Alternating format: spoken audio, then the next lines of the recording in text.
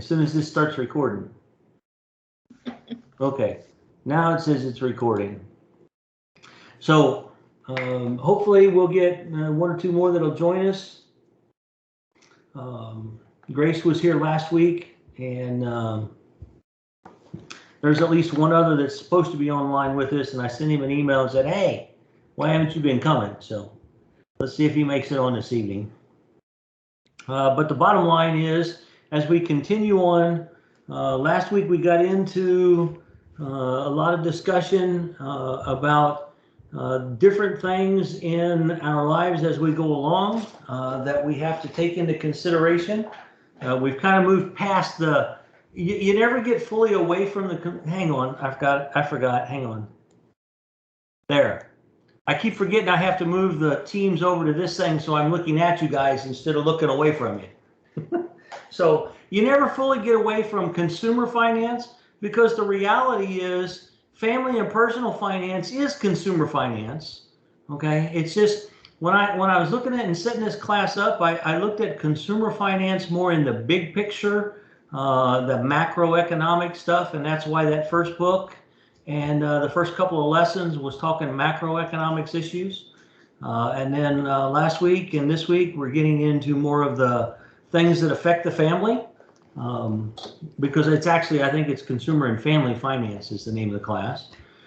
So we looked at different things that, that families are going to go through over the course of time, starting everywhere from, moving beyond the girlfriend-boyfriend stage to get, to actually getting married, and the kinds of costs that go along with that. Last week we looked at one of the major costs, whether you're married or not. It's kind of hard to function in this world unless you live in the very big city where they have a lot of mass transit. It's kind of hard to function in this world without an automobile. So we looked at spent a good bit of time looking at the different expenses that go along with owning an automobile, and what is many times the behind the scenes cost for owning an automobile. Well, this week we're going to shift gears slightly in the same vein as that, but I've got Miss Forte, and in an effort of full disclosure, Andrea is my daughter. She is a Calvary graduate, so she just a few semesters ago was doing the same thing you guys are doing, taking classes online. But she works in real estate, and she does other things, but she works in real estate, and so she's going to talk to us tonight about the cost of owning a home and some of those hidden factors, kind of like we were talking about with the automobile last week. Some of the hidden factors that goes along with the buying a house. So with that said, Andrea, you can, I've given a little bit of an introduction, but you can give a little more of an introduction about yourself and then the agenda that you're going to cover this evening. And I'm going to mute my mic. So if I start talking and you guys can't hear me, just remind me to turn my mic back on. Okay, well, I am Andrea Forte. I actually live in Texas. I live at Fort Hood, or near Fort Hood, Texas. Right in the heart of the state, so quite a distance from Calvary University, but I got to enjoy going there, and I was my major was in organizational leadership and under business administration, so I kind of understand how a lot of these classes go and why you take them. These are things that I wish I had known when I was much younger than I am now, in preparing for making these major purchases. And I tell people, I help convince people to spend a lot of money for something they will possibly only own for about 10 years, even though they're making a commitment for 30. Why do I say that? Most loans are anywhere from 15 to 30 years, depending on the type that you get. And it's not common to stay in the same, at least nowadays, it's not common to stay in the same house for more than 10 years. Either your family grows, it changes, if you're military and you move, or you get an amazing job that, you just can't turn that down. and you need to go and you need to move. So you make these amazing major purchases that fit your family and your lifestyle at that point in time, but then God has other plans for you. And so you change and you adapt to those changes. Well, I have a presentation for you this evening, and I believe I know how to share this. So let me see if I can do this. Hold on one second.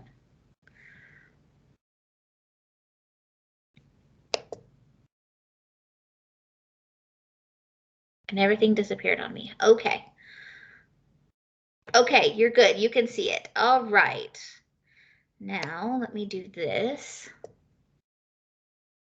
Andrea, if you put it in slide presentation, it'll make the main slide bigger, and so we don't see the little slides on the side. I'm attempting, did that work? You got your laptop and a big screen? I do. Okay, so stop sharing for just a minute. Leave your slides open, but stop sharing. Okay. Okay, so your slides are on your, are you viewing the slides on the laptop or the big screen? I'm viewing the slides on the laptop and y'all on the big screen. Okay, so what I want you to do is don't minimize, but make your Teams window smaller. Okay. Okay, now drag that down to the laptop.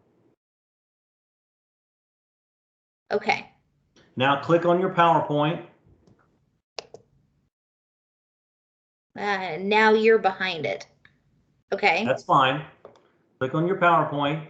Now on your PowerPoint, I want you to hit slide presentation.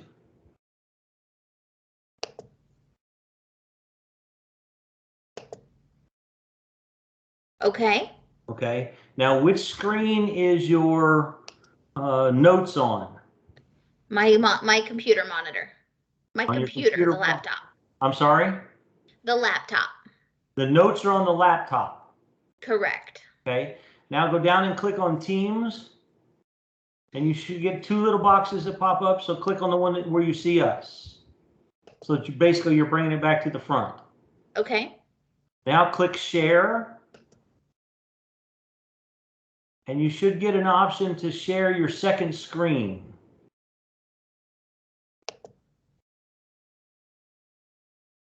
Did that work? There you go. Now, okay. Did you lose us? No, you're down at the bottom now. Okay, that's cool then. So now we can see, because what happened when you went to slide view was it kicked down to your laptop where we were seeing your notes. Oh, okay. All right. Not a problem. All right. So, what you're seeing here is you're going to see different information about purchasing a house. And in my world of real estate, we typically see that you have to separate your worldview from your career field, and I don't. I intentionally do not do so. And the reason why is going to be a little bit more clear here in a minute. But one of the things when I very first started in real estate was I had somebody tell me buying a house isn't biblical.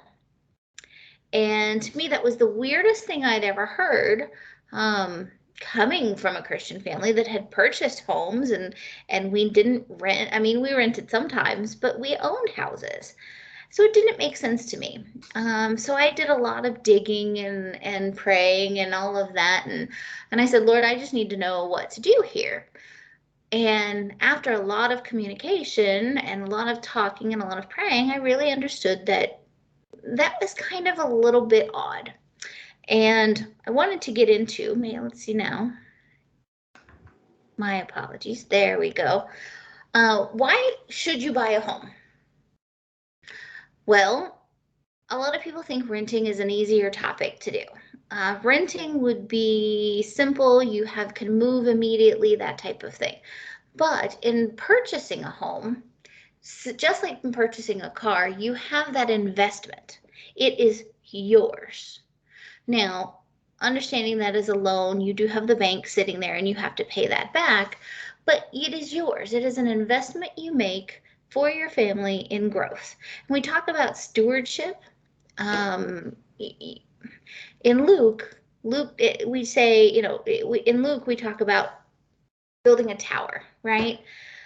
If you don't sit down and make sure that you can purchase and see if you have the resources to do so, then why would you buy? You would rent.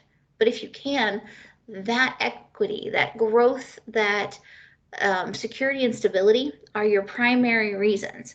Security. That home is yours. No one can go into that home. No landlord, no one else can go into that home but you. If you rent, you have to give way 24 hours notice and they can come into your location, into your safe space.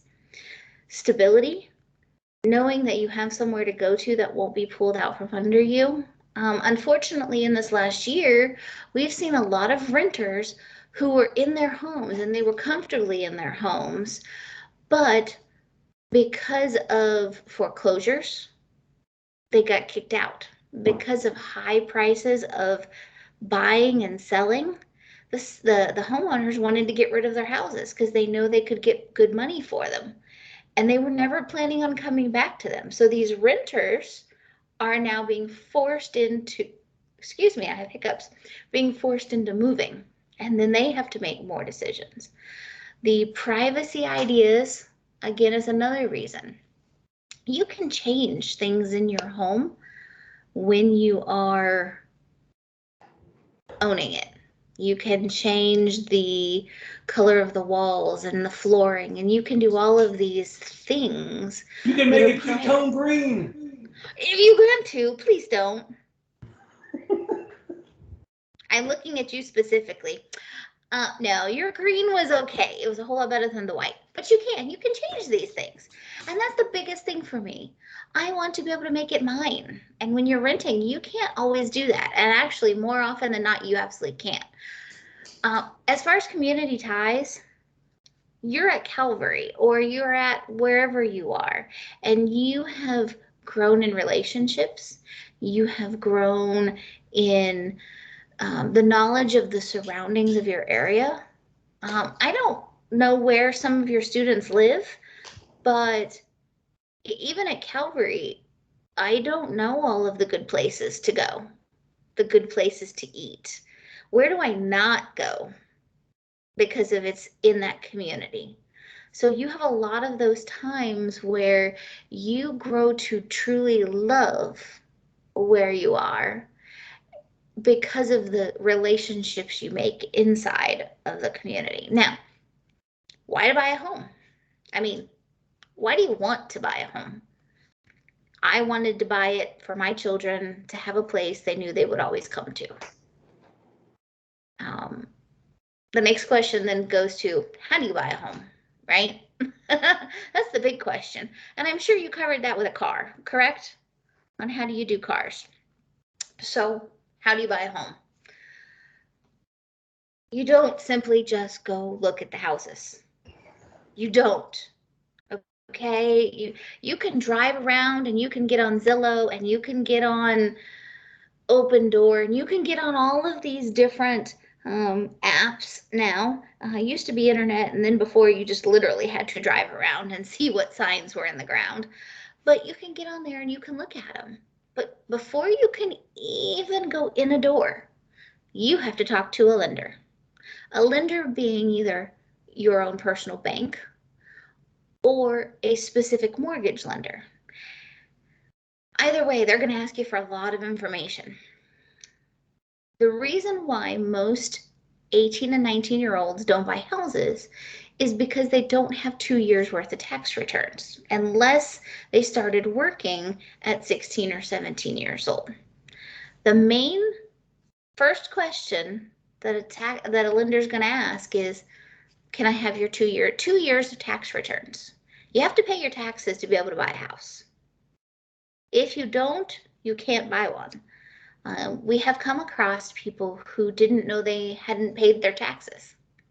Really not sure how they didn't know, but they hadn't paid taxes. So 2 years worth of tax returns, your income documentation. So are you an independent contractor that gets paid through a 1099?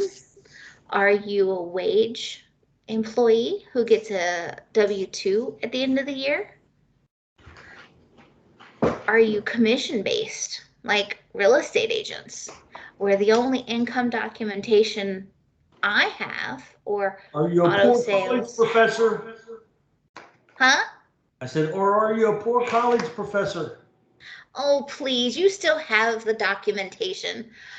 But I mean, I only have my tax returns. So that's why those are so important. So income documentation, right? And then bank statements. Okay, I have to tell you a story, real quick story, I promise. I had a guy wanting to buy a house one day, and he brought me $3,000 in cash. I have no problem with it. We took it to the title company, and they said, good, awesome. When it came time for the lender to ask questions of where did that money come from, he literally said it was in my mattress. I looked at him and I went, mattress money? Like you actually, he goes, yeah. His grandfather had taught him to put the money in his mattress so nobody would be able to steal it. He didn't trust the bank. And he couldn't buy a house because his money was in his mattress. And they couldn't prove where the money came from. They had no clue. And the poor lender, she goes, are you sure he didn't sell drugs? Are you sure he didn't do anything illegal to get this money? And I said, I have no idea. I don't, it came from his mattress. It came from the tree in the backyard. I don't know. So bank statements, money has to be in the bank. You can't use mattress money. They have to know where it came from.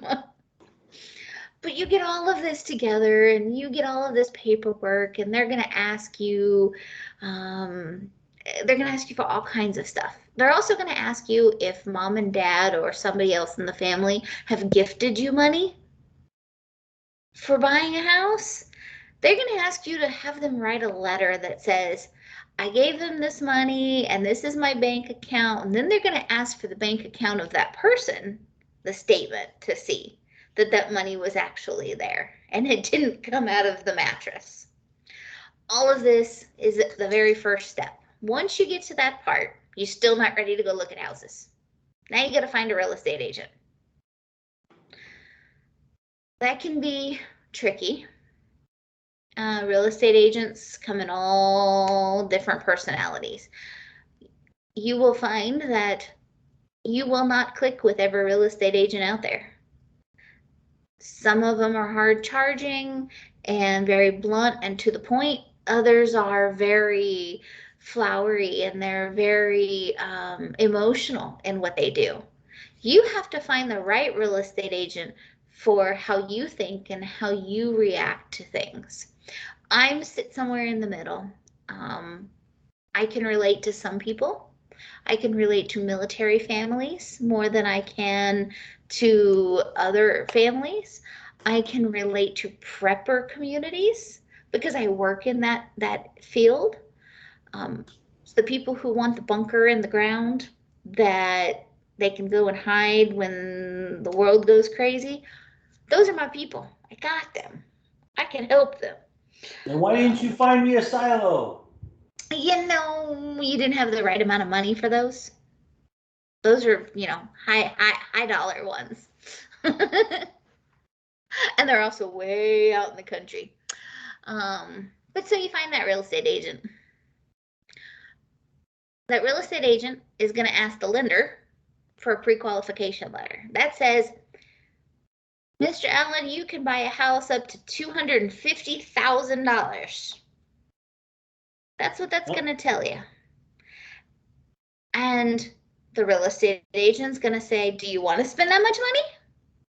Or do you want to look a little bit less?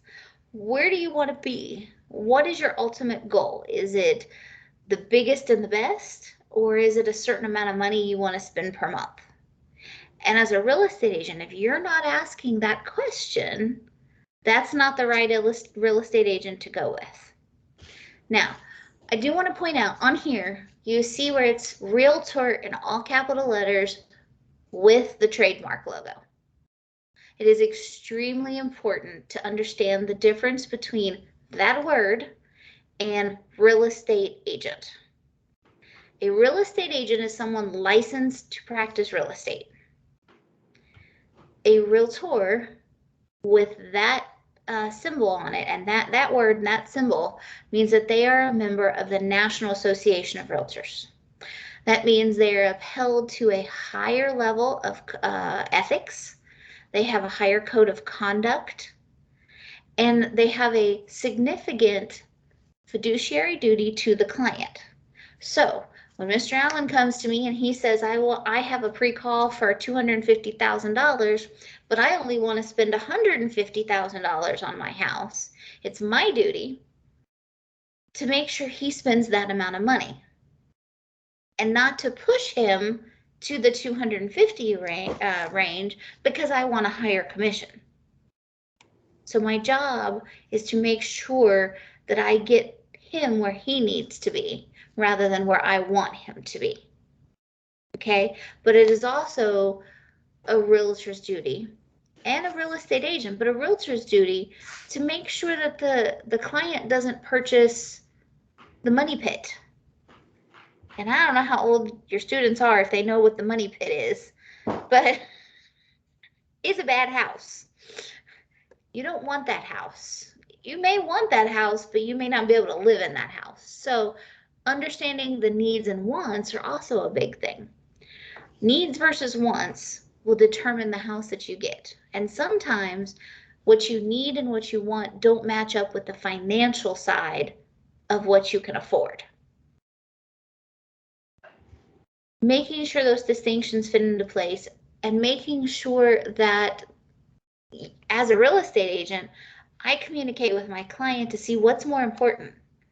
So if a big backyard is very important and that's a want, but it's also more on the side of a need versus the beautiful kitchen. Is it a functional kitchen? Yes. Is it a beautiful backyard? Yes. Which one is more important now at that point? Which one do you give up? So there's a lot of in-depth conversations to be had with a real estate agent. Now, most states, and Texas is one of them, I do know in Missouri is another, it's called a representation agreement. This representation agreement states that you are working with this real estate agent, that you're not going to go off and talk to Susie, who's also a real estate agent. Because now Susie thinks you're working with her and she's going to find you a house and get the commission and everything else. And you're also talking to Andrea. So now you've got two different agents who think they're the one you're working with. So a real estate agent will require a representation agreement. You're working with me for this period of time in this portion of the state. I can sell real estate anywhere in the state of Texas. From El Paso to Orange City, opposite sides of the states, 12-hour drive. And from the northern panhandle all the way down to the Rio Grande Valley. I'm not geographically competent outside of my central Texas area. So if I were to write a representation agreement with a client, I'm going to say these specific counties that I work in. So I'm going to work with you for this period of time in these counties. If you choose, Mr. Allen, to go and buy a house in San Antonio, I'm not going to help you. I can't help you down there, but I can find you an agent to help you down there, someone I trust. So there are a lot of those type of conversations. Now you've got the pre-qualification letter, you have a representation agreement, you've had all of these conversations about wants versus needs. And now you start getting to the HGTV effect. Now you get to go see the houses. It would be wonderful if it was 3 houses and you were done and Sign me up. I want that client. Please, I want that client. It don't work like that. I have yet to actually have that happen in 6 years. I have not yet had that happen. On average, you see 10 to 12 houses. Some people, I have had clients that saw up to 33 houses before. 33 houses. And not because they were picky, but because the idea was, I saw this, but let me look at another one. And let me look at another one. And then as that happened, that first one they saw is gone. Now the second one's gone. And now we're looking at this third one. Well, let me sleep on it tonight and let me see if, I really want to do this. And then they wake up the next morning and the third one is gone. Now we're back at square one and we're having to go see more houses. Oh my goodness. That is how life goes right now. And in most markets, that's really how it is. There is an oversaturation of people who want to buy, but at the same time can't. And you have to look at these things. Your income, your assets, your debt to income ratio. And I'll get a little bit into that in a minute, but the debt to income ratio is the major player in a lot of this. And this is where, in this process between the lender and the realtor, and once you find this house and it's the house you're ready to buy, every state is different. I cannot tell you what New York and Florida and Missouri and Texas and all of these other states, I can't tell you what all of their rules are. I can only tell you the state that I'm licensed in. And I will tell you that every state is different as far as what kind of money you have to bring to the table. As a military family in my area, most of them are under this impression they don't have to bring any money to the table, that they can simply go buy a house. And we have to break it to them. We have to break this unfortunate news that you have earnest money, which says, I really want to buy this house. You have an option period, which says, I want to buy this house, but I still want to have it inspected and I want to have somebody come out and take a look at it and tell me if it's not going to fall around me when I walk in the door, or that the foundation is cracking or something terribly wrong with it. You still want to have it inspected, even if it's a brand new house, because there may be issues. I built a house. The very first thing that the inspector pointed out was that my outside condenser for the air conditioner was directly under the roof line. And the manufacturer states not to have water pouring in from the roof into the condenser. So I had to have that corrected. I had to have a piece of flashing installed so that it wouldn't do that. Now, I don't understand how it's any different from the rain pouring down and then pouring off my roof. To me, it seems like it's the same thing, but It's the volume of water per square inch. If it's coming off the roof, you're going to get more water per square inch. that could make sense. It was one of those weird things that okay. But even in new builds, you have to have it inspected. So as you're going through, you're talking about, do you have the money to do this? The lender says yes. Can you do this? The lender says yes. And you move into this phase where you're under contract. Now, once you're under contract, you can't buy anything on credit. No buying a car, or you're going to live in the car. No buying furniture on credit. You can go buy it in cash all you want, but don't buy it on credit because you're going to increase your debt to income ratio. No taking a massive trip on your credit card to the Bahamas. All of the things that you've been paying as normal stay as normal, okay, until you get to closing. And then you can do whatever you want. But at closing, this is the happy part. And I don't know if you can see the picture very well. Can you see that picture really well?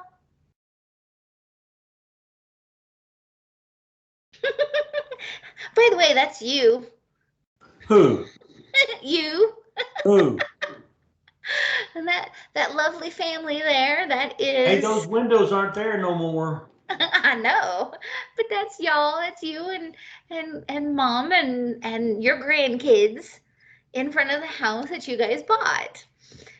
So the closing part of this is where all the money changes hands. And this is the expensive day. Depending on the type of loan you use, the information in your contract, what you have to pay out, this may be expensive on your end, or in some cases, in my area, people actually get money back. So it kind of depends on all of the moving pieces in here. But this is where you go to sign the documents and you get the keys and you get to go take a picture in front of the house and everybody's in smiles and all of that. And then you move in. And sometimes you move in right away. Sometimes you have some renovations to take care of. Just kind of depends on the house itself that you decided to purchase. That brand new construction, you get in there and it's amazing and everything, but if you unfortunately went towards the money pit, you may have to do some renovations before you move in. But that's the process of purchasing a home. Any questions on that one?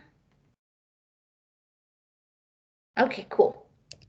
I've been teaching all day, so I've been asking that question a whole lot. So what matters? And this is the biggest part of this. So debt to income ratio. And I want to get that one out.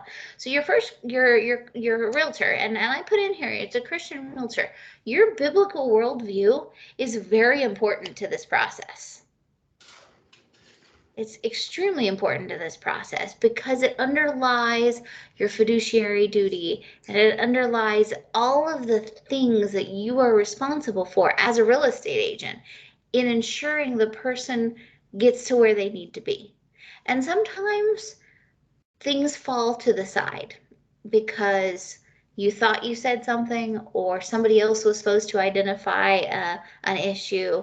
So a lot of times you have to go back and say, I made a mistake and here's how we can fix this. But first time home buying, and that's kind of where you're at with this one. First time home buying, debt to income, have your debt under control.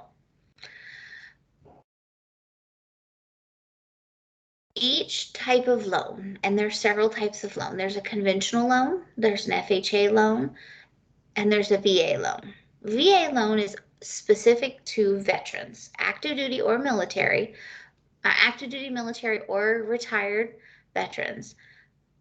This is also for National Guard but military in general. This loan can only be used by military. And it is very interesting because this loan has the highest debt to income ratio allowed at 41%. 41% of your income can go towards debt on a VA loan, whereas a conventional or an FHA loan is only in the 20s. You can only have a 20% difference of your income going to your debt. In purchasing a home, the idea behind this is that you're only spending 25% of your income to go towards your house. So if you're talking about your debt to income ratio already at 41% for military, another 25% is going to your mortgage, that doesn't leave you much to take care of the fun things, right? Or to take on more debt. If your family starts to grow and you bought that car and it's too small, the Mustang, that's really super cool, and now you need a minivan, you may not be able to do those type of things. Buy the minivan to begin with. But get your debt under control and they'll be able to help you. I actually work with many young buyers who don't have debt. Don't have debt. As in they actually have a 0 score. And having to explain how to get score. The first thing I tell people, go get a credit card. Go open your favorite store, whether it is Kohl's or Torrid or Target. Can't be Or go JC get Penney yourself. anymore. No J.C. Penney's anymore. At least not in my area. I don't know if there's anywhere else, but no more J.C. Penney's. There may be Sears, but you go open that credit card, or you go open one that is a like a Visa card. You know, the Visa style card. With that, you put fuel on it. Just put fuel on it and pay it off every month as the statement comes in. This will actually give you credit to be able to buy a house. So it's great and wonderful to have no debt, but you have to have credit. To have credit, you have to create debt, but you can pay that off. So having your debt under control, saving for a down payment. Unless you're VA, you have to have a down payment. Conventional loans are 5%. 5% of whatever that purchase price is. An FHA loan is 3.5%. So knowing $250,000 and you have to have 5% of that, if you know that you can qualify there, then before you even go talk to the real estate agent, you need to have that 5% down, because that's one of the things that lender's going to ask you for. Do you have this sitting in the bank? Can you do this? No, it's in my mattress. Exactly. Trust me. All right. Again, you don't have to spend the highest amount possible. You may find that perfect house at $180,000 that may need some windows put into it or something of that nature. A new fence. Where you could have spent $250,000, but now your mortgage payment's higher. Rather than buying the lesser house and making some improvements as you can. And then make sure that your career or the position you're in is established and reliable. You have to be in your position for 90 days, minimum 90 days. Some lenders require 6 months. Now, that being said, if you used to work as a automotive tech, and then you switch over into selling vehicles, or you switch over into working on fleet vehicles, something in the same career field, but it's a different job, it's still established and it's still reliable, and they can then push that back. If you're a professor at one university and then you're a professor, employee at another one, guess what? Those are still established. They're still relatable. They're still reliable things. So making sure that you are in a good position. Again, in where I'm at with the military, one of the biggest things is I see a lot of people say, I'm ETSing, I'm getting out of the military. But when are you getting out of the military? In 3 months. You can't buy a house now. The reason why is they're not going to be in that job for the 6 months or more. So their job now, we know, is no longer reliable. They will not be in the military in 3 months. And they may not be working in the same career field when they get out. So this is where that real estate agent, that realtor in specific, is very important to you. Now, going back to the very first question, is it biblical? Again, I had to go do a lot of researching on this one when I first started. Now I can tell you that this question is not valid. This is not a valid question. So, hold on.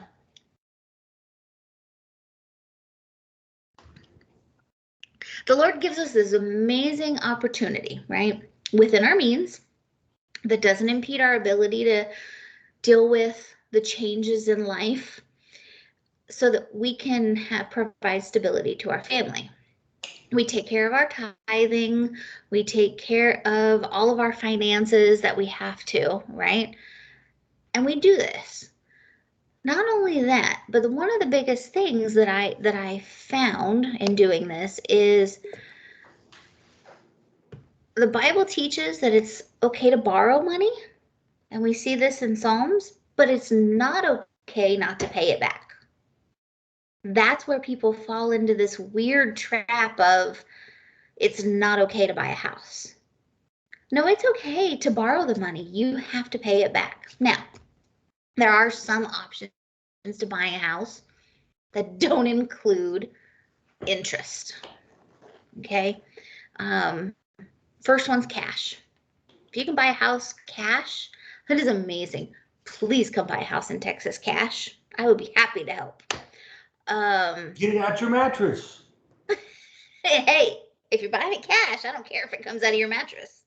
I don't care if it comes out of your wife's pillow. I don't care.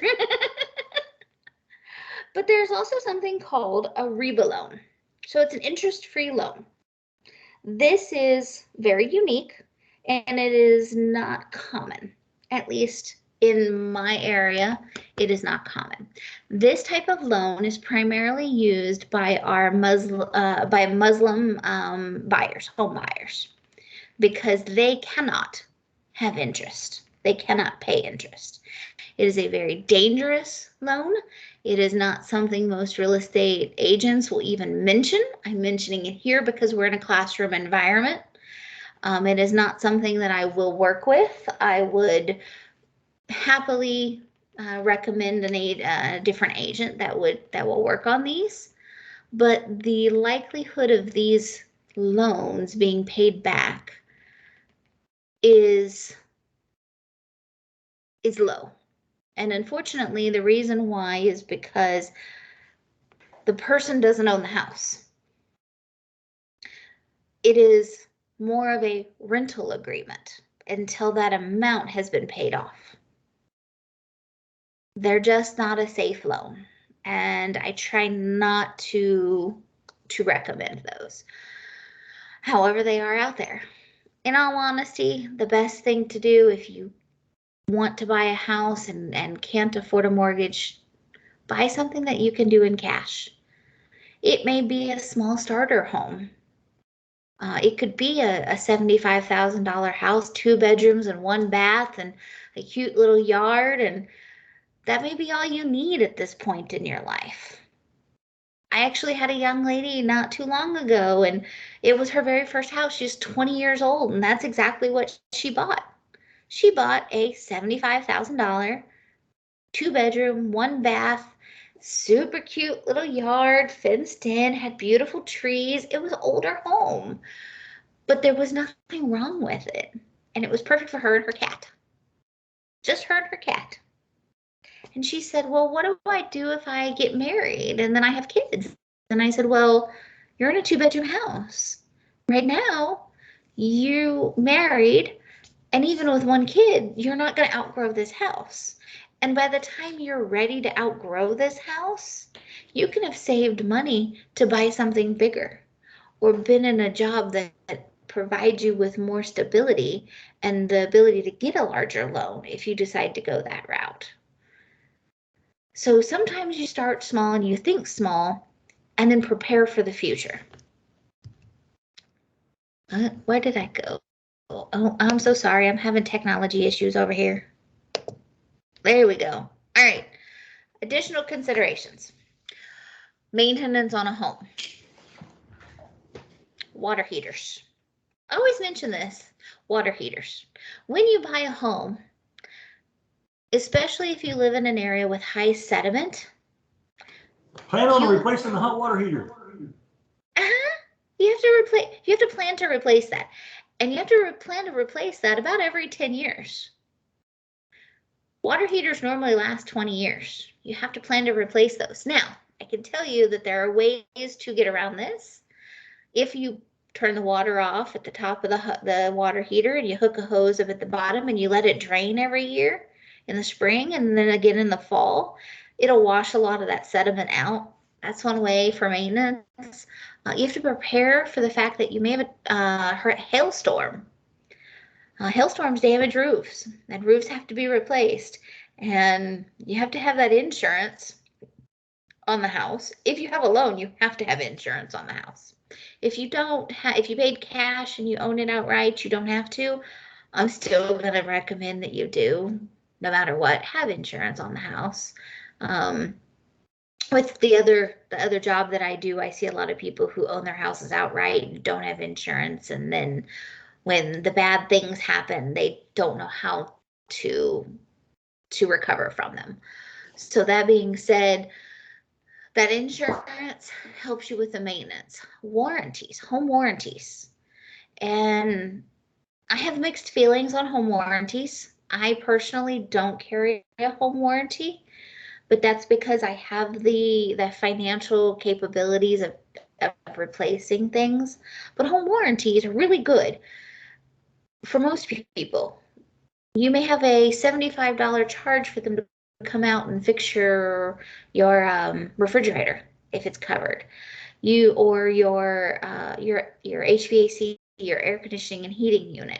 You may pay a small charge for them to come out and pay $500 for the year for them to, for a company, American Home Shield, Old Republic, there's so many different ones, but they can come out and they can look at your appliances, they can take care of fixing things or replacing things without you having to spend that money. If you don't want to do that, then make sure you have the financial ability to purchase those new things outright. I will tell you, HVAC can cost you, a new HVAC can cost you $9,000. A new roof can cost you 18 grand. Just depends on a lot of different factors. Obviously, we already talked about family growth, property depreciation. Right now, I have to mention it. It's not normal. Right now, property is appreciating. It's going up, but depreciation happens. I'm not sure where right now, but your It property hasn't may happened go. since 2008. There has to be somewhere in the country depreciation is happening. There has to be. I just don't know where. But depreciation, the property value is going down. In that you have to deal with those future selling. If you sell for less than what you purchased it for and you don't have enough equity in the property, then you may come to the table at the closing paying money for somebody else to buy your house. Again, this is not common right now, and it has not been uncommon in the past 10 plus years. However, it can happen. The big thing that a lot of people don't want to think about is death and taxes. When you die, your family, someone, an heir, at least in the state of Texas, inherits your house. Unless you will it to someone, your heir inherits the house. When your heir inherits the house, now they have to pay taxes from your death. Doesn't make sense to me. I will never understand that. It is what it is. They pay taxes. If they turn around and sell the property, then they have to pay capital gains on the house, meaning they didn't pay anything for it, but they're going to get money from it. And then they have to pay the government to say, oh yeah, I got this extra money in my hands. This wasn't mine. I didn't do anything with it, but now I have extra money. So paying death and taxes. Taxes are also on a whole nother side of that. You're paying school board taxes. I pay two different university taxes. I pay city, I pay county, I pay what's called an underwater a water conservation district, meaning I pay a tax to have water in the ground that I don't even use. It's because of the Edwards Aquifer. Actually, we're under the Brazos Aquifer. But we didn't even get the Edwards one. We're on that weird area. But I pay for water in the ground that I don't touch ever. So taxes. And taxes go up every year. They will go up every year. The only time you do not pay taxes is if you're military with 100% disability. And that's in the state of Texas. Can't tell you about other states. In the state of Texas, our military who have 100% disability don't pay taxes. So it's a good thing and it's a bad thing, because the city's not getting the money that they would hope to get from taxes. But at the same time, not having those taxes make your ability to buy a house go up, because now you can spend more on the mortgage and buy a little bit better of a house, maybe a lot better of a house than you were going to before. But before we get into that, I guess before you get into all of this buying portion of it, you really have to talk about credit scores. And we were talking about that a little bit before. So credit scores. And how deeply do you want me to go into this rabbit hole? Not necessarily just superficial, but not as deep as you could. Okay. I'll tell you what, let's do this. Let's take a 5-minute break or a 10-minute break. And that way, anybody, if you need to use the restroom, get something to drink, you can. I've got 7:02. Let's make it an 8-minute break. Let's try to be back at 7:10, and we'll finish up this portion with Andrea. Okay? Okay. Sounds good. The way we typically do it, Andrea, is we'll put the camera and the microphone on mute, and then when you get back at about 7:10, we'll all unmute, and when we see everybody here, then we'll go. All right, that sounds good to me.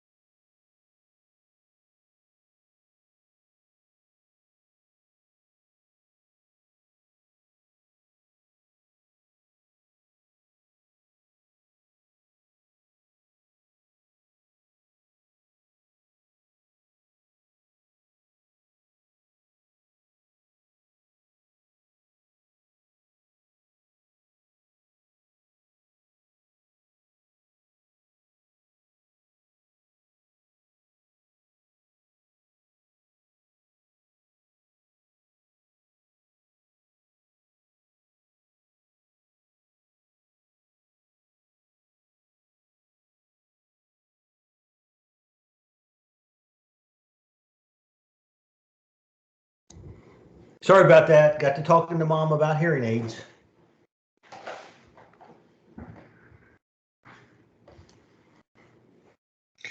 That's okay.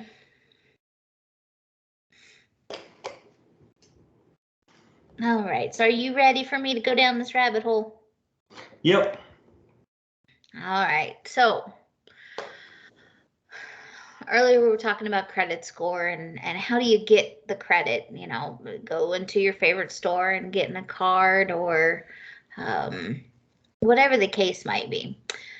Credit scores range from 0, I've seen 0, up to 850. 850 is very rare to actually see, almost as rare as the zeros.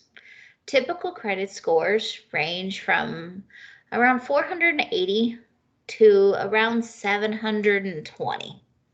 Those are typical. That's the average individual, is somewhere between 480 and 720. That being said, there's a bunch of things that credit scores do and show and are needed, and why it's so incredibly important to pay attention to these credit scores. The first thing that they're going to do is show your past financial history. If you have no financial history, you're going to have a 0 or a low number. The more you use this debt but pay it off, the better that score is going to get. For an individual who has none, and I tell them, go get you a Visa card and put gas on it. Don't put gas on it and immediately pay it off. What I want you to do is I want you to wait 1 full month, wait until the next billing cycle comes out. After you receive that letter saying your payment is due and this is what you owe, pay the whole thing off. And I do this personally. I put fuel for my truck on it and I pay it off every month. Unfortunately, mine's a $100 bill every time I fill my truck up. But that was a choice I made. Ouch, it still hurts. But I know every month. That's because Kinsey got a big thirst. She's very thirsty and she drives a whole lot of places and she does a whole lot of things. And if you watch NCIS Los Angeles, that's where her name comes from. That's Kinsey. She's my big bad girl and she's amazing. But those credit scores determine your ability to pay your debts off. So if you put gas on it and then you don't pay it off the next month and you keep putting more on there, then that credit score, where it may have been going up, is going to start going down. And there's a bunch of great ways to keep an eye on your credit score. Most banks actually offer it for free. They'll watch all three credit unions. Credit unions? I'm not sure what the word is. But they'll keep an eye on those and they'll let you know when somebody has looked into your credit. If you go to buy a house, you go to buy a car, you go to buy any major purchase, you try to open one of these cards, they're going to hit your credit and they're going to say, you know, yes, this person's good, or no, it's not. And as your bank starts to see these things, they're going to let you know, hey, this is what's going on. They're also going to be able to tell you if something fraudulent has happened. Most banks, like I said, it's free. Some banks, there's a small fee. I know with Chase, there's, I think, a $5 a month fee for them to do so, but they also alert you the moment something touches your credit score and looks at your credit score. Obviously, to buy a car or home, you have to have credit. You have to have credit. You cannot go in there unless you're paying cash and have no credit. That being said, your credit score tells people, the lender, whether it's for a bank or for a car or a home or something else, that this person is good at paying their debt on time. They're good at paying this off. Or they've had some trouble in the past. They're doing a lot better now. So we think, you know, we could do this, but your interest rate might be higher because you had some problems in the past. So they want you to pay a little bit more in interest than you would if your score was higher. So in a house situation, the higher your credit score, the lower your interest rate is. I have seen people get a loan, and unfortunately this happened back in 2000, around 2008, 2012. Because we had a market crash, we were getting what's called subprime lending going on. People who were getting loans to buy a house when their credit score was at 480. They're not good at paying off their debt, and they have too much debt to income, but they were having the ability to buy houses. And this created bigger problems, larger problems when the market started to turn back around. Now, what we're seeing is the exact opposite of that. There are lenders who normally 3-4 years ago would accept 580, 600 as a credit score, who are now requiring 640 and above. 640 and above means that you're pretty good at paying those things off. You really haven't had any problems. You haven't had a problem in a year at minimum. If you don't pay one of those things off for 1 month, your clock will restart for a full year and you can't purchase. There's a lot of things that go into these credit scores.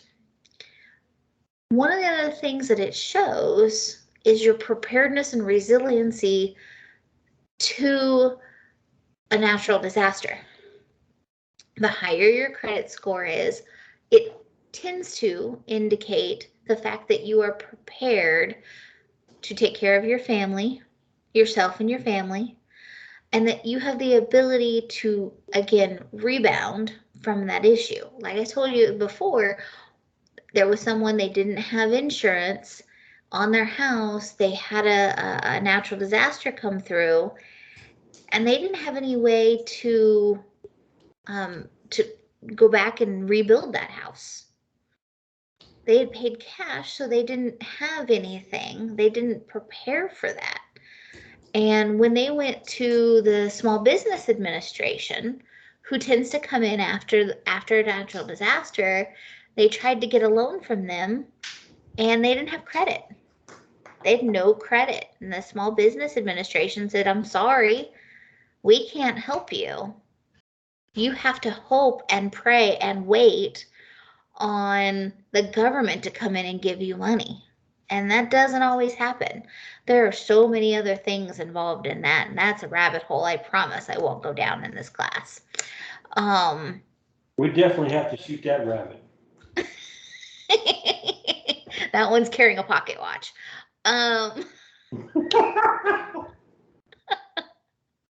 He's always late. But preparedness and resiliency are an indicator. And we see a lot of this in more affluent neighborhoods where they're prepared to take care of themselves. In lower income neighborhoods, the credit scores tend to be lower. In higher income neighborhoods, they tend to be higher. This is just natural. I'm not one of these financial people who can explain the reasons why. I can simply tell you that this is a very major indicator of your resiliency and preparedness. Your credit score, in and of itself, has no meaning. It is based on what you are using it for.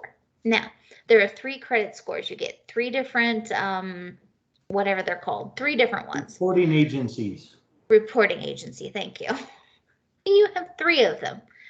When your credit is pulled for a car, for a home, whatever the case might be, particularly for a home, all 3 of these are pulled and you get 3 different numbers. They are never exactly the same. Never. Sometimes they're more than 100 points off from one another. This pulling of your credit, they're going to look for that middle number, the one that is in between.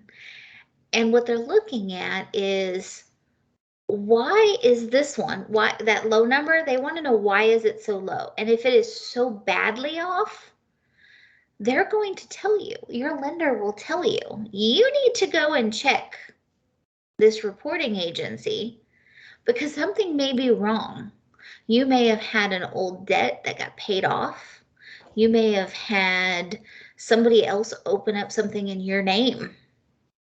So they will actually be able to tell you that there's something wrong.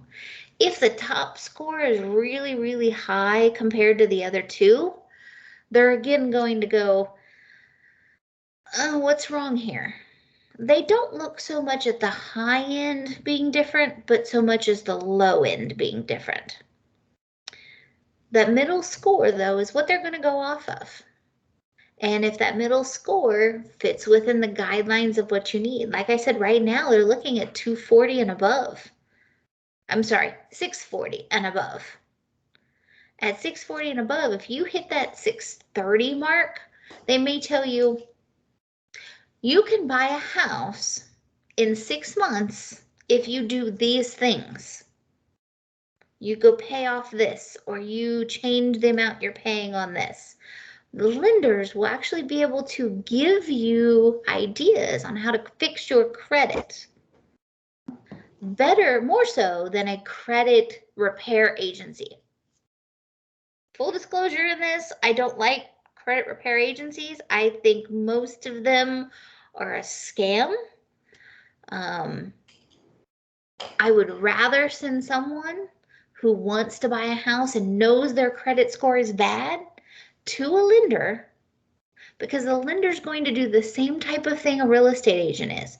They're going to have you sign an agreement that if they provide you credit repair, that you will agree to purchase a house from them when your credit gets to that point, rather than them helping you fix it and you going over to a different bank. So they will actually help you in those things. Credit scores mean so much to all of us for so many different reasons, but the biggest part in buying a house is that it gives you a lower interest rate and it tells you what you can afford to purchase. You may have $1 million job and not be able to buy a house. I couldn't buy a house for 2 years because I had a great credit score, wonderful credit score on the higher end of the 700s, but because I was commission based and I only had money coming in on a commission, I had to wait 2 years. And in that 2 years, I was able to get my credit score even higher because I followed the advice of the lender on what to pay and what not to pay and how to do it. So that's one of the biggest things. Find a lender you trust that you can work with to get you to where you need to be. They will help you in that. Any questions on credit scores? I got a couple, but I'll ask you when we get to the end. Okay. Well, so that I don't go down into a super deep rabbit hole, I will leave it at that and go ahead and ask your questions. Okay, well, credit scores. You've hit on the fact that they're big with cars and homes, but if I'm not going to buy a home and I have to rent, does credit scores come involved and come into play when I'm renting? The answer to that question is it depends. Some states it does, some rental companies it does. In Texas, they're not so much as important in renting as they are in I know in North Dakota it was a very big thing. But there is a smaller population up there than there is down here, and the median income up there. In renting, credit score doesn't mean as much as your income, and that income being 3 times the amount of whatever that mortgage payment is, or that rental payment is, I'm sorry. And then other things that I've heard the credit score gets involved with isn't, is at least a consideration factor is even, the cost of your insurance for your homeowner's insurance and your car insurance, as well as some employers even pull credit ratings, for if you apply for a job. They do. Your credit score, especially if you have to do with money, if your job involves finances with other people or with the company itself, that credit score will show whether or not you may be the type of person to embezzle or cut corners, that type of thing. Is it fair? I don't necessarily think it's fair that they look at those type of things and judge your employment based off of it, but I understand the thought process behind it. Okay, and then what about the insurance part? Oh, I'm sorry. With insurance, yes. So insurance, much like your mortgage or your payment that you're making, again, the higher your credit score, the lower your interest rate's going to be. So even if you go get if you go get insurance, so every house has to have insurance if it has a mortgage on it. The better your credit score, the better your interest rate will be, your insurance rate will be. So a lower amount that you're going to pay.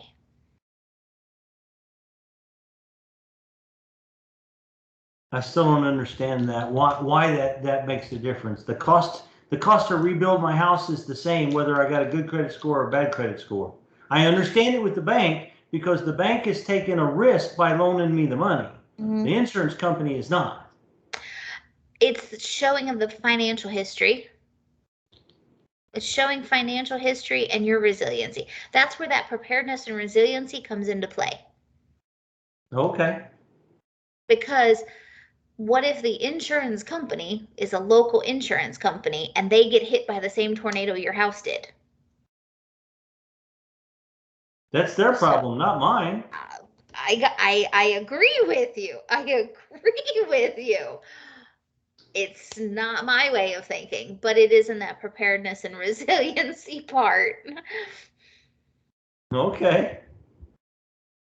And that was the questions I had. I just knew that I had heard that you know, it came into play with how much your insurance costs you, and it comes into play with sometimes even getting a job. So Most definitely in the job one, and that's probably the one that hurts most people. Is, are you paying your bills on time? Is your credit score good? Is your debt to income ratio good? Because they don't want you to steal from them. And again, I understand the thought process behind it, but I don't necessarily agree with it. I don't necessarily agree with it. I'm gonna stop that. Is that there? there we go. Hey, I can see you guys again. You're not little bitty squares over on the side. Okay, and did you have any questions?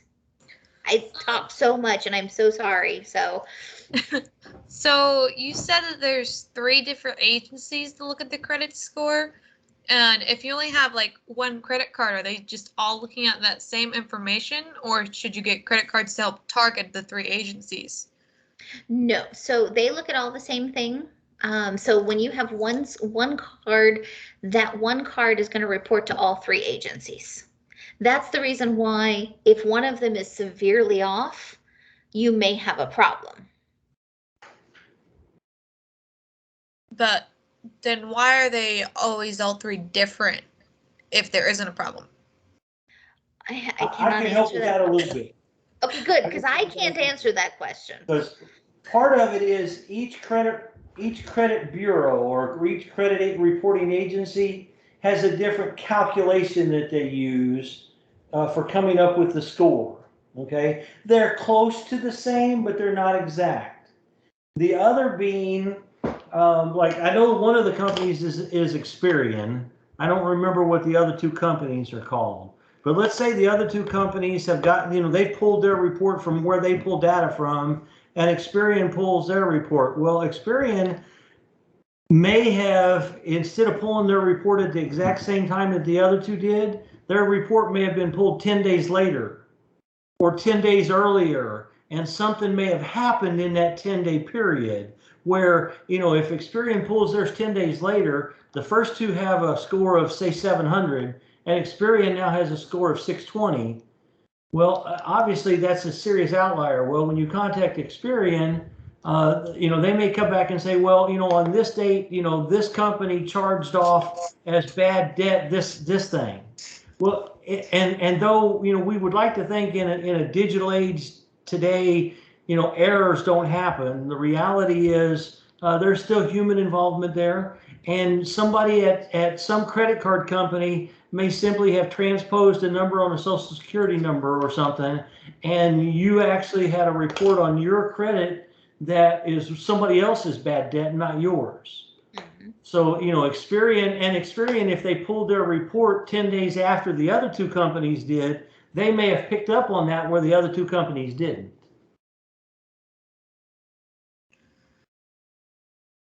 Okay, So that makes it sense. it all has to do with when did they pull the data, and what is the formula that excuse me, what is the formula that they use to calculate their number? Because you can literally have all three of them looking at the exact same data, but their formulas are slightly different on how they calculate the number. Because one of them may look at timeliness of pay, where the other one looks at how long have you owned this credit card, or because I know, and the reason I know that specifically is because I asked the folks at Experian one time. I said, my score went up, but I've done nothing different over the last 6 months. And the lady said, yes, but 6 months ago you had only had that credit card for 4 years and 9 months. Now you've had that credit card for longer than 5 years. So it changes our formula. And that's one of the other things that you always want to pay attention to. You get this, say you get, a Visa card, right? And you get this Visa card and it only has $1,000. That's all you can spend on it a month, right? That's its limit, or not a month, but that's its limit. It's $1,000, and you get that tomorrow. And you keep that card and you keep it for a long period of time, and you only put your fuel on it. That's the only thing you put on it. But this card, as your longest running card and the best paid off and everything else, will keep your score up. Even if you have one thing that may be negative, the longer you keep this and the more you do well with it, the better it will be in the long run. A lot of people think, oh, I want to close my, the card I got when I was 20 because I don't use it anymore, instead of closing something that's a high interest card that they've only had for a few months. So that's why you see a lot of people that will roll from money from one credit account to another credit account to another credit account, because they're keeping their oldest one open. So I always say, go get yourself one and start using it, at least just for gas, and keep that as long as you can. And oftentimes what they'll do is, as you get better at it, they're going to increase your limit amount. If you let them, you can tell them to keep it at $1,000.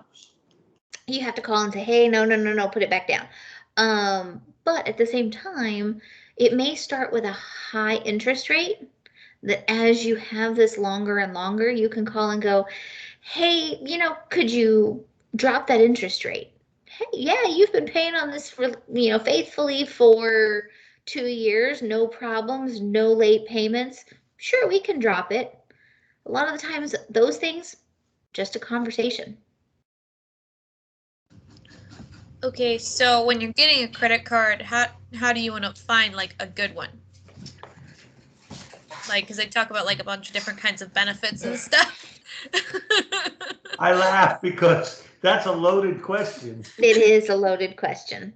Here's what I would tell you. If you have a trusted financial institution, like in my case, I was in the Army. So we have USAA, United States, I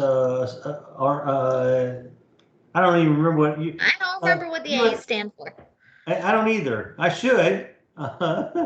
It's U.S. Savings Bank. I know that, but anyway. So and that's who my retirement check goes to every month. That's who has who does my homeowner's insurance and my car insurance, and they're a trusted financial institution. That's who I have my credit card with. But there was a period of time where I took my credit card to a different source because their interest rate went so high, and I said, hey, look, I've had my credit card with you guys for the last 14 years, and now you're wanting to charge me this amount of interest when I can get a credit card with this amount of interest from another institution. And they're like, well, that's just the facts, So what I did was I just paid everything on that credit card down to the point where I only had like $200 on it, but I left that account open, like Andrea was saying. and I moved that money, I opened a credit card at another institution that was charging me 2.5% less interest. And I moved that debt over to that other credit card and I used it for about 4 years. And then USA brought their, something had happened inside the bank. I don't know what it was, but for some reason their calculation on what they were charging for interest went way high. I always tell folks when a bank does something like that, what they're saying is, we don't want you to have a credit card with us. Okay, so there's really two, for me anyway, there's two major factors in who I get a credit card with. The first is that they're a trusted lending institution. Okay, these fly-by-night places, don't do it. Okay, because you're just asking for trouble. The other is, what is their interest rate and how consistent are they on their interest rate? Okay, that's for me. Now, Miss Gwen, she's got a couple of credit cards with stores like Kohl's. I think that may be the only one she still has, because we don't have the JCPenney card anymore, because there ain't no JCPenney's around. I think there are still some up in Missouri, but there aren't none down here. So she's got a Kohl's card, but she's had that Kohl's card since before Andrea was born, I think. Probably. So, and again, that's one of those things, because she's had that card forever.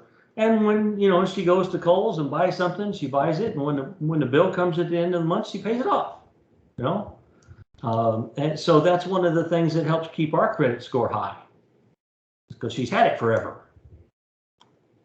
And so the answer to that question is, you've got to look into that, especially if you currently have, if you have a bank that you currently bank with, go talk to them, see what they have, and then go talk to others. And I don't know if you wear makeup or that type of thing, but I got a girlfriend that she was trying to buy a house, and so she went to Sephora, which is her favorite makeup company, and she got a card with them. And it was a really low interest rate for a store card. And every month she just goes and buys a little bit of little thing of makeup and then pays it off. So it doesn't have to be something major either. I use fuel because everybody has to have fuel. So that's the reason I use it as my example. And you just have, if you're going to do it for fuel, you just have to be smart. And every time you go get a tank of gas, and I mean, just for ease of numbers, if that tank of gas costs you, $68 or $73, well, every time you get a full tank of gas, you take $75 and you set it aside. Okay, $1 or $2 more, maybe even $10 more than what you put in the tank, but you put that money aside so that at the end of the month, when that bill comes, you've got the money to pay it. Whether you actually take cash and count it out and put it off to the side, or whether you go in, in your checking register, or however you keep track of the money you have in your debit account, you're like, okay, so I bought gas 4 times this month. I got to make sure that I got $300 sitting over here at $75 a pop. Well, when you get the bill, it may only be $287. Okay. As long as you got enough money to cover it, that's the intent there. All right, sounds good.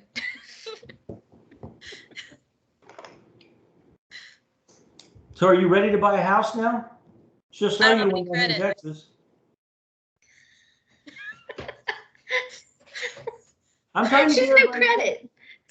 I'm trying to get everybody to move to Texas. I'm good with it. At least cost of living here is cheap. So it's definitely cheaper than at Calvary University. I can tell you that. Cost of living here is so much better. And it's warmer. And it's warmer. I don't like it being warm.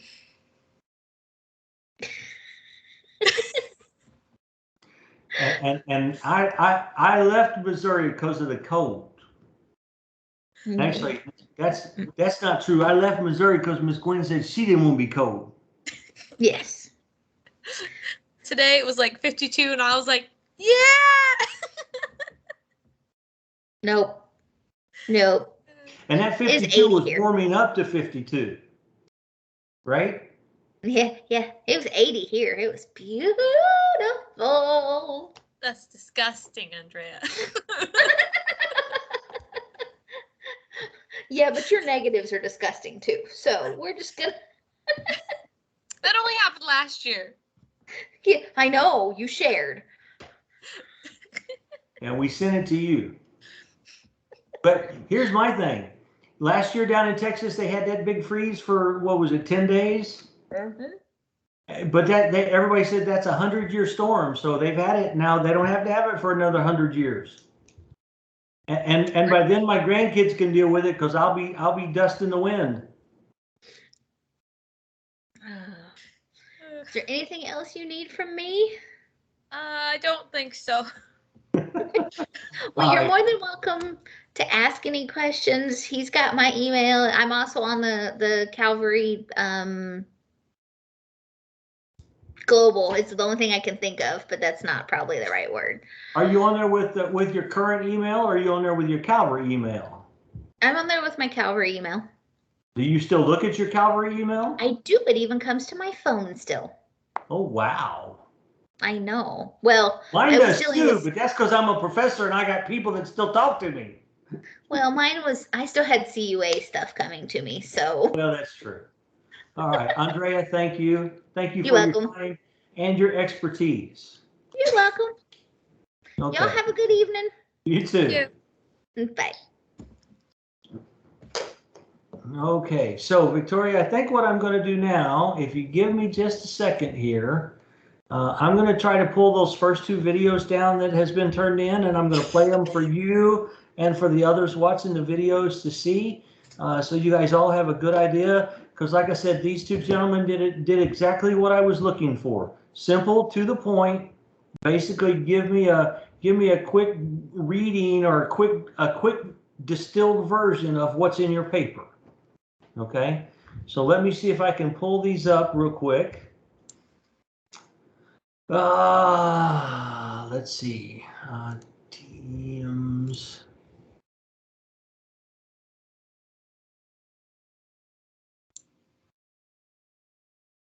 Okay, so I'm going to hit share. And I'm going to tell it I want to include the computer sound. When this starts playing, give me a thumbs up to let me know you can hear it okay, all right?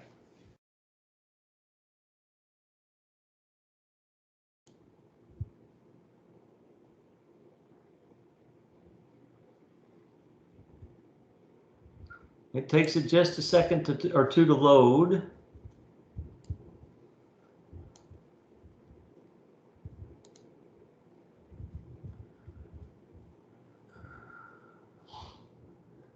Okay, I don't think, oh, yeah, I guess I do need to hit play, don't I? Hey everyone, my name is Josh Kimmerly. I'm a student in this family finance class. I just want to take a quick few minutes just to share my presentation on on the Penny Candy book. I'm just going to share my PowerPoint with you guys and then discuss a little bit about what I learned. So whatever happened to the Penny Candy? I found this book, it was an easy read, but I also really appreciated it because I felt like there was a lot of deeper principles I was able to learn better because they were taught in a simplistic way. One of the first things that stood out to me was just the chapters on money and like different types of money and how it's evolved over time. It taught me very simple principles, but things that I'd never really learned before. One of these things was clad coins. I didn't really understand what they were prior to this book, and after reading the book, learning that it's two non-precious metals that were put together to make a coin, and how we use them because they're non-precious, and how before this they were precious metals, and that led to clipping coins, where coins were cut in order to save and melt down some of the precious metal to make more coins, and how that decreased the value of these clipped coins. And it was just all fascinating things that I learned. I also learned about readings. Like I remember not that long ago actually wondering why there was grooved edges on coins, and this book explained that to me. It's because that way you know if a coin's been clipped. And it's also interesting to note that we still have readings because we're using clad coins. They're not precious, but we still use readings so people don't clip coins. It's kind of interesting since there's not really a reason to clip coins anymore that I know of at least. But just interesting things that I've been thinking about. And then the book spent a lot of time talking about inflation. So this is probably the most. Pause that for a second. Are you still seeing him where I'm moving things around on my screen? It wasn't up, but it just got up now. You couldn't see him before? Yeah. Like the biggest topic Can I you learned see about him was now? inflation. And one of the first things I learned was like what the cause of inflation is. And just learning that it's not, learning that when the reasons inflation is caused is by printing more money. The more money we have, the less demand there is for money. Inflation happens.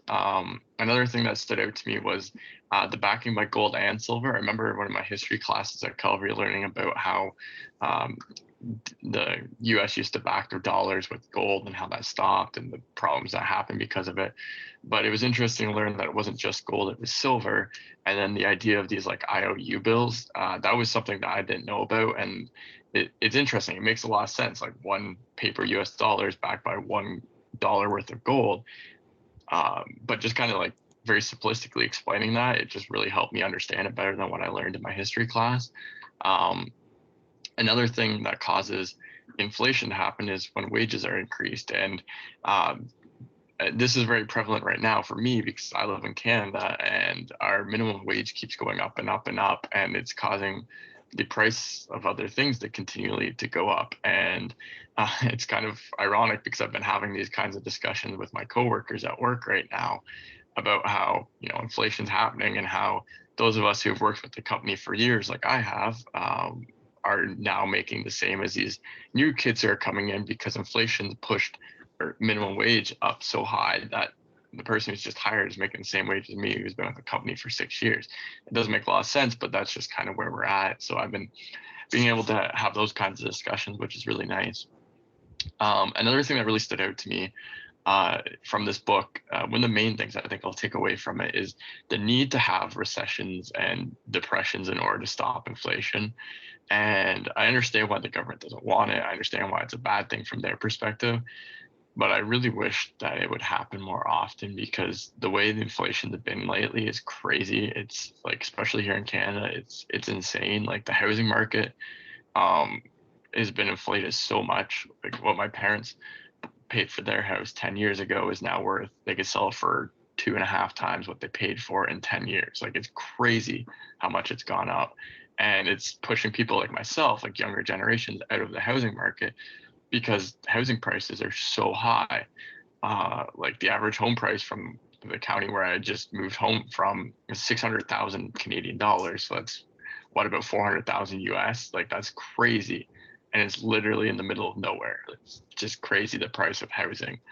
And that's all because of inflation. So it's just made me stop and think like, oh, like maybe we really do need a recession. And it's frustrating because I know the government doesn't want it. So I don't know that it will happen, but I think inflation needs to be pushed back in order to allow, you know, younger generations to buy things, in order to allow the older generations who are living off of retirement income to actually get a livable income, because the money that they're earning now isn't necessarily like livable, because $2,000 a month, you know, 10 years ago is a lot less than $2,000 a month today because of inflation.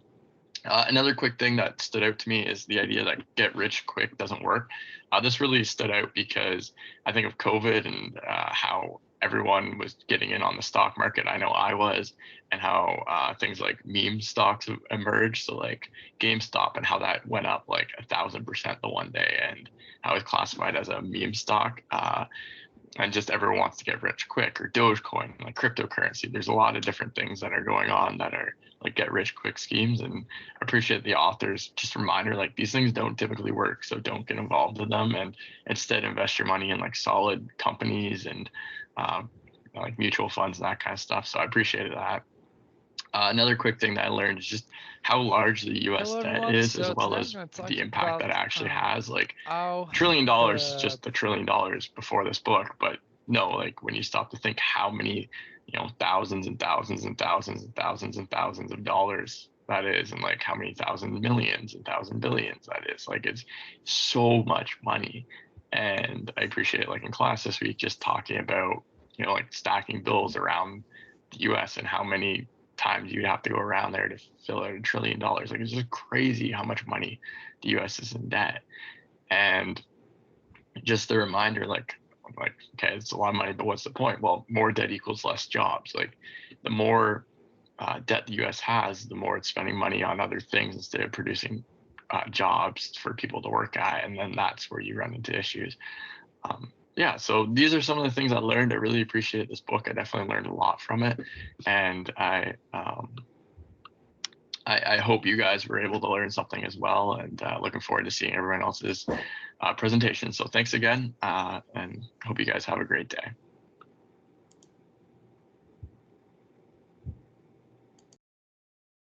Okay, so that was Josh's. And let me see if I can get this next one set up and ready. Okay, why are you messing with me?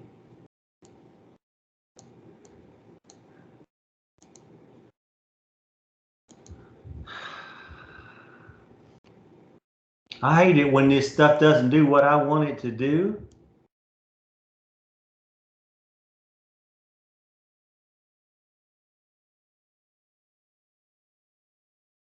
There we go. I had to move the Teams over to the other monitor so I could drag the video over to the other monitor so I could bring Teams back. Doesn't make no sense to me, but oh well. Okay, so when I get this one started, I need you to give me the one thumbs up. Yes, you can hear it. The other thumbs up. Yes, you can see it. So I know you got it all, okay?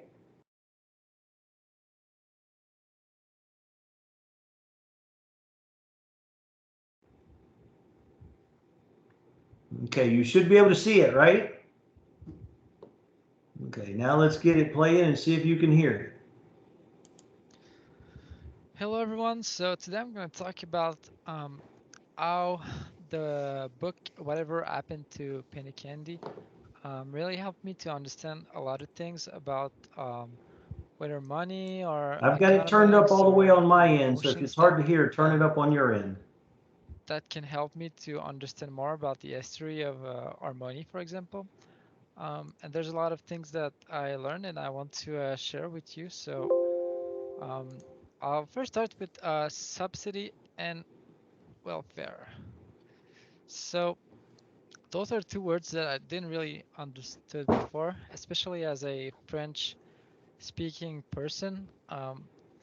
I saw a lot of those words around, but didn't really took the time to understood them, and the book really helped me to understand what are those words. So a welfare is a program that will be there to help people that are in need, and the government to will be able to provide shelters, food, money, medical care, and even more. So it's really a program to help people, and the subsidy is uh, really the opposite of it. So it's to give things to rich people. So for example, like lands or property, money, or anything material. So there's really like welfare is more for the people that are in need, and subsidies more for um, people who are not in need. So really, the book really helped me to understand those two words, just to make a sense out of it.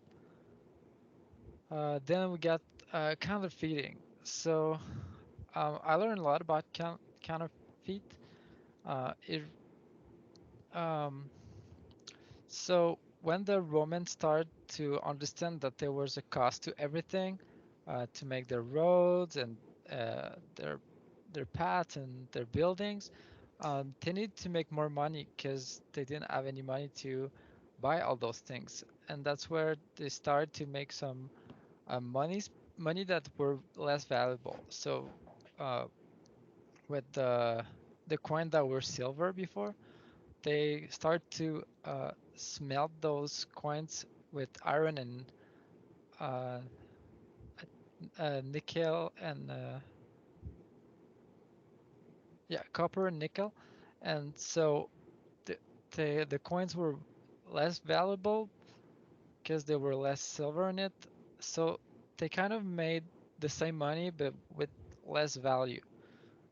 That's what counterfeiting meant for them, and um, that's where there's no silver coins nowadays because um, it just the value of money didn't stay the same and it changed because probably because of that. And this really made me understand where our money comes from, um, why is it made the way it is, and helped me understand why money is only tokens now. I didn't really understood that and didn't really um, stop to understand, but money is really a token nowadays. Sup Oh, I didn't change my the supply and demand. So in this book, in this part of the book, um, I understood the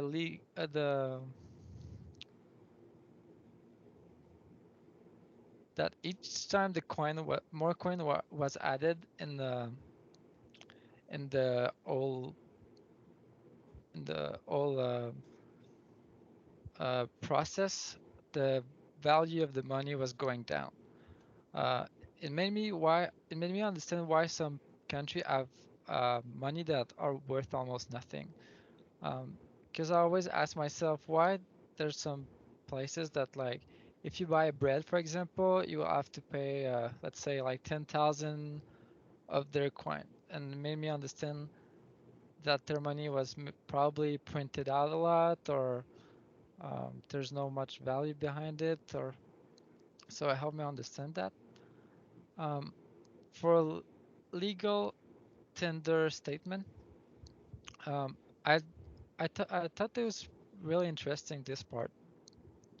It started with banknotes that when you were putting your money in, you were um, you could bring back your paper and they would give you back the money. But because the government made so much of those notes, they didn't have any to back them out, so the paper dollar just became the currency without anything behind it, and that made me understand why we have paper now and we don't have silver or even gold. Then the government inflation about it's mostly the governments um, who are trying to promise things and say they will do those things and they will they will make good things and they're just trying to promise a lot of things, but at the end they will need to make a lot of money just to be able to accomplish what they promised, and that's what government inflation is.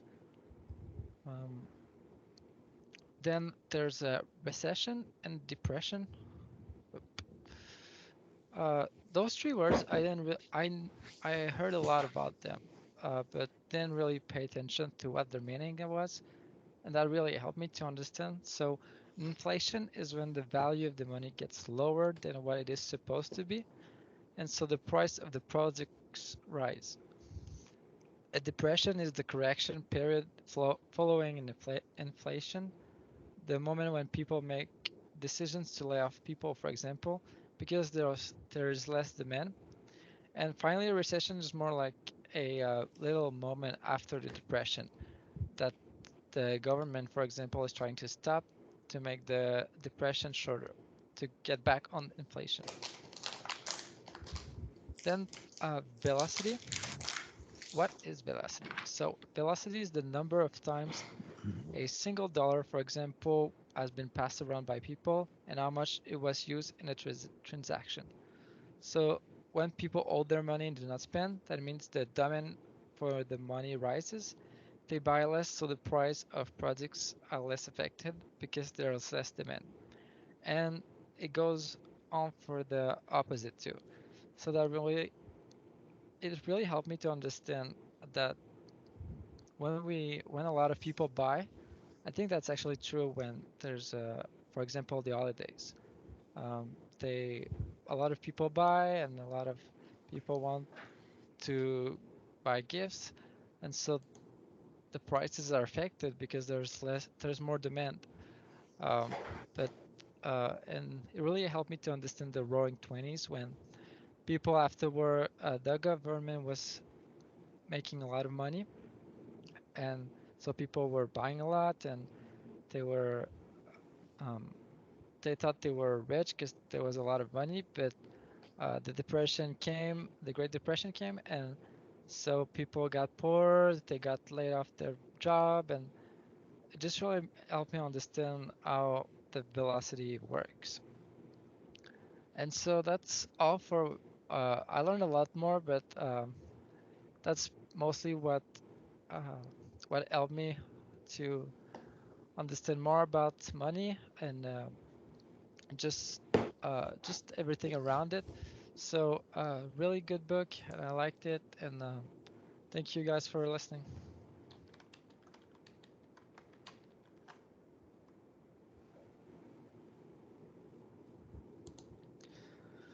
Hello everyone. So today I'm going to talk about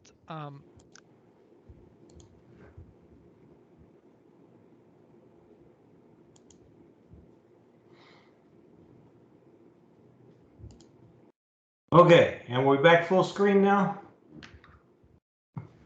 And sorry if that was hard to hear. When I was watching it earlier today on my laptop, I could hear it just fine. So I don't know how hard it was for you to hear, but it was kind of difficult for me to hear because the speakers that I have when I'm doing my dual monitor setup are not quality speakers. I've got to get me a new set. So hopefully you could hear him okay. It was on a little quiet side, but I could hear it all fine. Okay. As long as you could hear it, then hopefully everybody else could too. So, all right. So you got an idea watching those videos? Was that kind of what you were looking at, thinking about doing, or does that? Okay. So for those of you that are watching online, these two gentlemen did an excellent job. Exactly what I was looking for. Like I said, I wasn't looking for something that's a Hollywood production. Just some slides to kind of, and you guys have kind of figured out for me, there are some slides where I will actually read the slide to you, but a lot of times my slides are just to give me, just kind of remind me what I want to talk about. And that's what these fellas did, which is perfect. So just a couple of slides during the presentation, more to help you than necessarily for us, okay? So I'm going to walk through that procedure one more time on how to do that, okay? So if you want to just do it right in Teams, which is probably the easiest method, but if you already have a YouTube channel and you're used to doing videos, whatever works for you is fine, okay? But I'm going to walk you through the Teams process. So if you go into Teams and you click on our channel, okay, you can go up and once you click on our channel, you can go up to the top right and you can click Meet, and it'll give you an option to schedule a meet or start a meeting now. And you just start a meeting now. And then, so you start it and it gives you a chance to set your video and your audio, and then you hit join now and you join. And you're the only one in that meeting, which is exactly what you're wanting, okay? And then you go up at the top and you hit the three red dots up at the top. I would show you now, but what I'll have to do is make a video later when we're not in the middle of one of these. And I'll make a video and post it. But you go up to the top and you hit the three little dots, and that'll open a drop-down box. When you open the drop-down box, you go down and click record. And then to show your slides, right next to the leave button is a white box that has an up arrow in it. You click on that up arrow, and then you click on your slides, because you already have to have your slideshow open in a tab on the bottom of your computer. But once you click on that up arrow, it'll let you select which thing that you've got open that you want to show. And then you just click on your slides and it'll show your slides, and you just record your message like these fellas did. And then when you're done, you just hit stop recording. Now, if you do that, it will automatically record into our channel in Canvas. So all you have to do then is when you go into Canvas is put a note in Canvas that says, hey, Dave, I did my video and it's in Teams, and I can go to Teams and find it and show it like I did this one. In fact, that's what Josh did, okay? And then Eliakim did an MP4 recording, and he sent me, he uploaded the MP4 recording.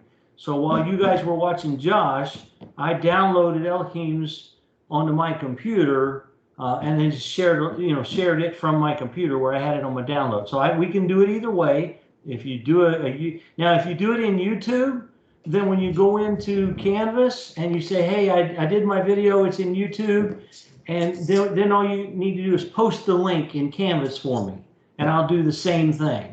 Okay, so multiple ways to do it, whichever method works easiest for you.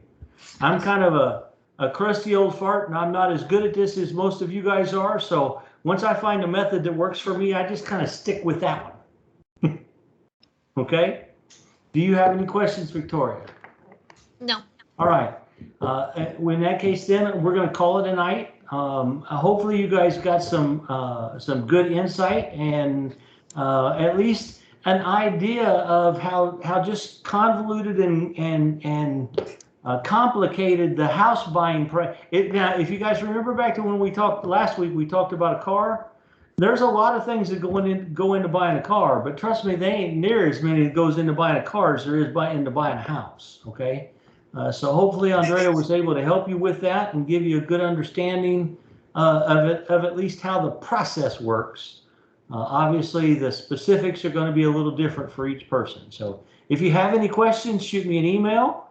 Other than that, I have all of the papers that have been turned in so far. I have, and I will get started grading them tomorrow. In fact, I've already started grading. I graded a couple of them earlier this afternoon.